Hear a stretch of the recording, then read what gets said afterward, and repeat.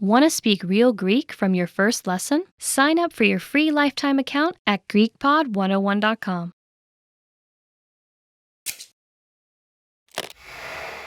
Hi everybody, Stefania here. Welcome to Ask a Teacher, where I'll answer some of your most common Greek questions. The question for this lesson is, when do you use iota, ita, epsilon, epsilon iota, omicron iota, and epsilon iota? At the very beginning, the proper spelling of Greek words is something that has to be learned and memorized in the same way that you learned how to spell words in your own language.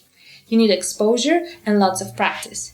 For example, in English, you memorize that it is tree and not tree, and it's T and not T. In Greek, though, things become somewhat easier as you gain knowledge of declensions and conjugations, especially when that E sound is at the end of an inflected word. Let's get into more detail. First, let's see what you have to know if that E sound is at the end of a word. Inflected words in Greek, such as articles, nouns, adjectives, and verbs, usually follow specific ending patterns when inflected. If you know the patterns, then the E sound at the end of such words is predictable. Here are a few generally safe rules. Number 1. The plural forms of masculine and feminine os-ending nouns, as well as masculine os-ending adjectives and pronouns, will end in omicron iota. For example, οι ψήφοι καταμετρώνται από την Επιτροπή means the votes are being counted by the committee. Number 2. Words that end in ita are mainly feminine nouns and pronouns in the singular form and the plural form of neuter os-ending nouns. Number 3. Words that end in iota are usually neuter nouns.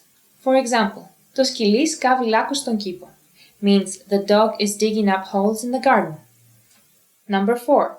The verb forms that have an E sound in the ending will be spelled with epsilon iota. The verb πληρώ, to fulfill, however, is an exception, as its E endings are spelled with omicron iota. Following up, what about epsilon and epsilon iota? The double vowel combination epsilon iota is very rare and it's not something you'll find at the end of a word. It's only used in the word ios, meaning son, and its derivatives. For example, iikos, of or related to a son, υιοθεσία or υιοθέτηση, adoption, υιοθετώ, to adopt, and υιοθετημένος, υιοθετημένη, υιοθετημένο, adopted. As for the words that have an epsilon in the ending that is not part of the u, av, or ev sounds, they are also not that many, so they can be easily learned. The most common ones are the is ending adjectives like βαθύς, deep, βαρύς, heavy or strong, ελαφρύς, light, ευθύς, straight, μακρύς, long, παχύς, thick or fat, and πολύς, much or many, among others. Some nouns like asti, city, βράδυ, night, mys, muscle, δάκρυ, tear, δίχτυ, net, ισχύς, force, οξύ, acid, and στάχη, cob. Some adverbs like αντίκρι or κατάντικρι, opposite, μεταξύ, between, αναμεταξύ, among, and πολύ, very or too much or a lot. The pronoun εσύ, you. And finally, some foreign names like Sisi, Freddy, Vicky, and so on. Here are some sample sentences using words that are spelled with epsilon. Το βράδυ κάνει κρύο. At night it's cold. Ο καφές είναι πολύ βαρύς. The coffee is very strong.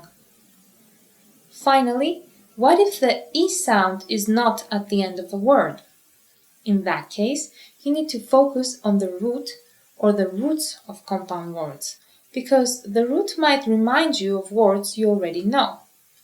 For example, if you know how to spell ύψος, height, then all the words that begin with ύψος will be spelled with epsilon at the beginning. For example, υψόμετρο, altitude, υψηλός, tall or high, υψίπεδο, highland, ύψωμα, elevation, υψώνω, to raise, etc. Here are some sample sentences. Το χωριό βρίσκεται σε υψόμετρο 2.000 μέτρων. The village is located at an altitude of 2,000 meters. Μη μου υψώνεις τη φωνή. Don't you raise your voice at me. However, there will always be times that you will simply have no idea how to correctly spell a word you hear. Memorization will always be part of the learning process. It's just something that you shouldn't get too frustrated about. Write as much and as best as you can without feeling ashamed, even when you know you might be making a lot of mistakes. With enough time, practice, and study, you can and will perfect your spelling. How was the lesson? Pretty interesting, right? Do you have any more questions? Leave them in the comments below and I'll try to answer them. Γεια χαρά!